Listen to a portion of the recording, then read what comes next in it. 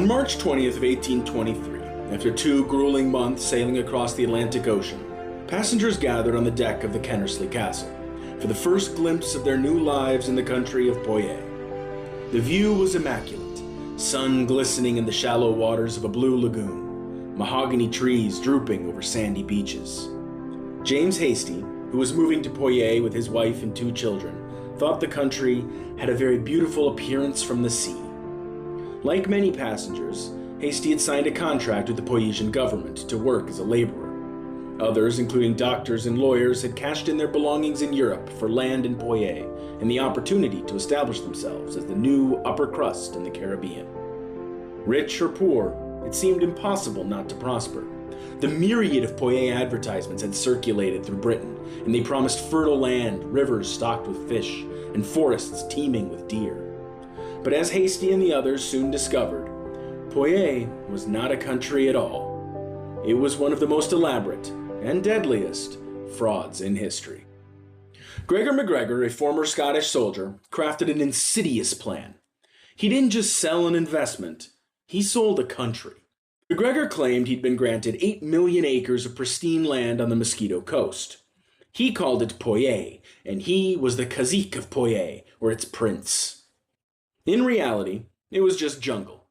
But back in London, MacGregor sold Poyais as a fully functioning nation. He designed flags, currency, government offices. He even created a coat of arms featuring 2 unicorns. He set up embassies, sold land deeds, and issued Poyasian bonds and published detailed guidebooks describing the capital city of St. Joseph. He said there were paved streets, opera houses, banks, and cathedrals, but it was all fake. The bonds were traded like any other investment. Land prices soared. Investors piled in. But to keep the illusion alive, MacGregor needed settlers. He needed people to arrive. The first group of settlers left in late 1822. The second, including James Hastie, departed in early 1823 aboard the Kennersley Castle. Hastie would later write, "Little did we anticipate the misfortunes which were afterwards to befall us." When the Kennersley Castle reached the shore, the view was breathtaking. But there were no cities, no officials, and no Poyais. Only jungle and the desperate survivors from the first ship clinging to bamboo huts. Many settlers still refused to believe that they'd been conned.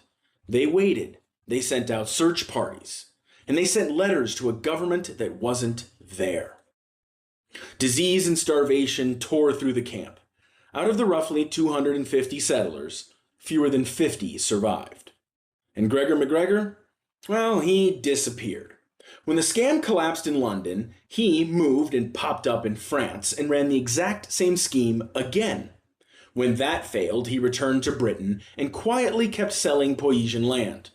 Eventually, when it was all burned out, MacGregor sailed to Venezuela, the one country he'd actually fought for, and somehow talked his way into a citizenship, a pension, and full military honors.